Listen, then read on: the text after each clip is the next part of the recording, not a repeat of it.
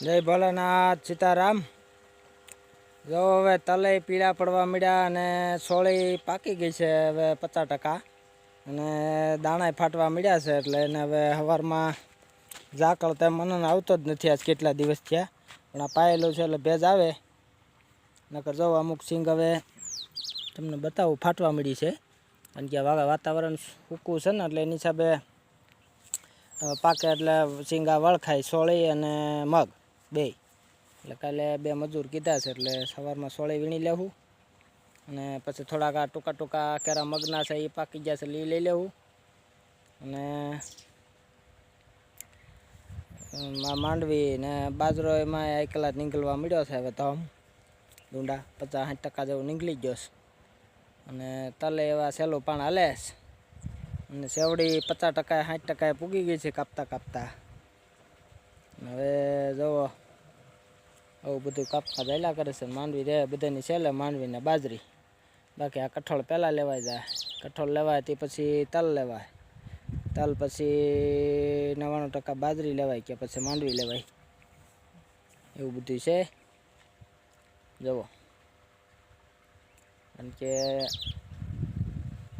સોળીની સિંગું છે અમુક જો દેખાડું તમને જવા ફાટી ગઈ જો દાણા છે ને નીકળી જાય જો ફાટી જાય ને એટલે જો દાણા જોવો તમે એમાં હાથ થઈ જાઓ હમણાં તો બધી સેવડી કાપી કાપીને બગડી ગયા કારણ કે લોખંડનો એટલે પ્લાસ્ટિકનો હાથો હોય એટલે કાપવામાં થોડુંક ઠકવાડે ગરમ થાય એટલે ફરફોલા જેવું થઈ જાય કારણ કે વાતાવરણ સૂકું છે એટલે ભેજવાળું વાતાવરણ તો હાથ બધા પણ અમારે બધે થઈ ગયું કડક ફાટવા મળી જાય એવું બધું છે હવે પછી આ પતરી એમાંથી ભેગી કરીશું બધી મારી દેવું અહીં થપો એટલે થઈ જાય ખાતર ચોમાસાનું 1-2 વાર જીવામૃતનું પાણી નાખી દેવું માથે એટલે બધું હળી જાય અને જવા ધૂળ સફેદ લાલ જમીનમાં સફેદ દેખાય એવું કરી દીધું જોઈ લો એમાં નાખ્યા લગભગ 50 ફેરા 40-50 ફેરા હવે એમાં 39 નંબર માંડવી વાવવાની છે બહારની ધૂળ નાખવાનું કારણ એક જ કે એમાં આમ તો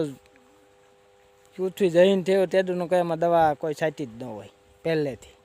એટલે એમાં કમ્પ્લેટ બેક્ટેરિયા હોય એમાં કાંઈ ઘટતું જ ન હોય એટલે આપણે એમ કહીએ કે બહારની દૂધ નાખીએ એટલે 2 વાર સારું થાય પણ આપણી જમીનમાં સારું જ થાય જીવામૃતને બધું પાતા હોય એટલે પણ કેમિકલ નાખીને આપણે બહારની દૂધ નાખતા હોય જે કેમિકલ વાપરતા હોય એટલે બહારની દૂધ નાખે એટલે 2 વાર એને કેમિકલમાં ભેગું મિશ્રણ થાય એટલે બેક્ટેરિયા મરી જાય એટલે પાછું પાછી નાખવી પડે હવે એકવાર નાખી દે એટલે પૂરું હવે આજીવન કંઈ નાખવાનું જ નથી ખેતરમાં ઓનલી ફોર જીવામૃત ને ગાયનું સાણ ને ગૌમૂત્ર એ જ નાખવાનું બીજું કોઈ વસ્તુ ને તો માંડવીમાં ધૂળ ન આવે ને એની હિસાબે થોડીક ટાઈસ પડી જાય ને જમીન મોકલી દઈએ એટલે તો ઉપાડવામાં બધી સારું રહે એટલે એ વસ્તુ નાખી દીધી છે આપણે હવે તમને આગળ બતાવું નર્મદાનું પાણી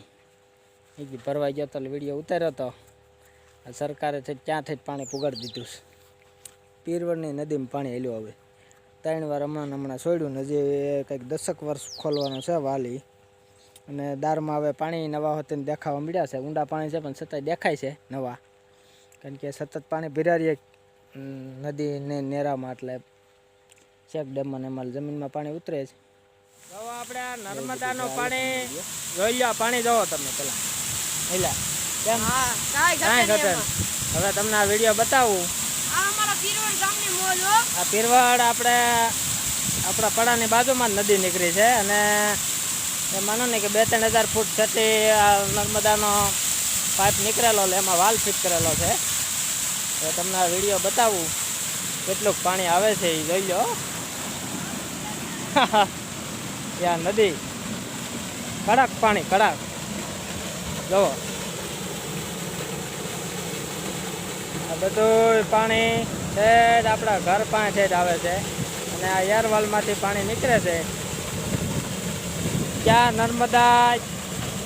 ક્યાં જુનાગઢ અને ક્યાં વિસાવદરના પીરવળ ગામમાંથી નદીનું પાણી બોલે આવડું સરકારે મહેનત કરી ખર્ચા કરીને આ પાણી પુગાડ્યું છે આ પાણી હમણાં આપણે માંડવી વાવવાની છે કડક પાણી ઠંડુ એવું છે એમાં કાંઈ ઘટે એવી આપણે ફેરા ભરવા જાય છે એટલે એટલે રસ્તામાં નીકળ્યો હતો, વાલ ખુલ્લો હતો. મેં કીધું થોડોક વિડીયો ઉતારી લઉં અને બધાને દેખાડું. જવો પાણી જવો,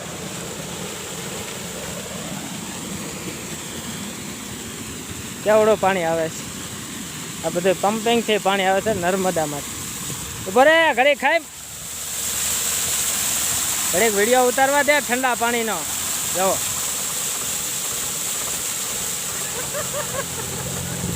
દવા અહીંયા ચેક ડેમ એક મંજૂર થયું છે સરકારી,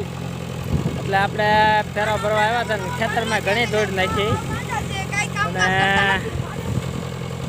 આમાં આપણે નર્મદાનું 99% લાઈન એક બેરવાના છે, એટલે પાણી તો લગભગ ઉગાડશે અહીંયા.